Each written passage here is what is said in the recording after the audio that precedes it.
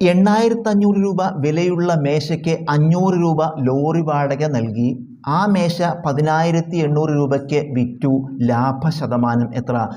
8,500 രൂപയാണ് മേശയുടെ വില. മേശയുടെ വില 8,500 രൂപയാണ്. പക്ഷേ അത് വാങ്ങിക്കുമ്പോൾ 500 രൂപ ലോറിയിൽ കൊണ്ടുവന്നതിന് ലോറി വാടകയും കൊടുത്തു. മേശയുടെ വില 8,500 രൂപയേ ഉള്ളൂ. പക്ഷേ അത് ലോറിയിൽ കൊണ്ടുവരുമ്പോൾ ആ ലോറി വാടക 500 നൽകി. ഈ മേശ 10,800 രൂപയ്ക്ക് വിറ്റു. ലാഭശതമാനം കാണണം. അപ്പോൾ ആദ്യം നമുക്ക് വാങ്ങിയ വില എഴുതുക. വാങ്ങിയ വില, കോസ്റ്റ് പ്രൈസ്, വാങ്ങിയ വില പറയുന്നത് നമ്മളിത് രണ്ടും കൂടി കൂട്ടണം. കാരണം ഈ വാങ്ങിക്കുന്ന ആൾ തന്നെയാണ് ലോറി വാടകയും കൊടുക്കുന്നത്, അല്ലേ? വാങ്ങിക്കുന്ന ആൾ തന്നെയാണ് ലോറിയുടെ വാടകയും കൊടുക്കുന്നത്.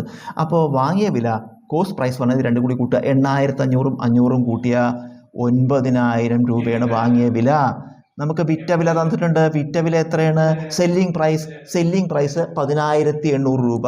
10,800 രൂപ.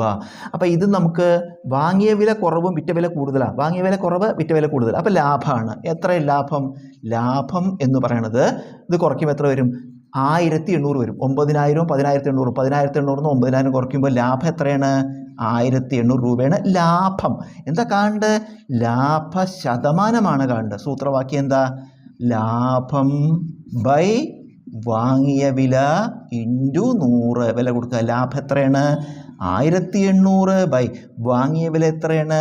9,000 ഇൻറ്റു 100. നമുക്കതിൽ ഈ 3 പൂജ്യങ്ങളും ഇവിടുത്തെ ഈ 100-ഉം ഒരു പൂജ്യം വെട്ടിക്കളയാം. ബാക്കി 180 ബൈ 9. ഉത്തരം 20% ലാഭശതമാനം.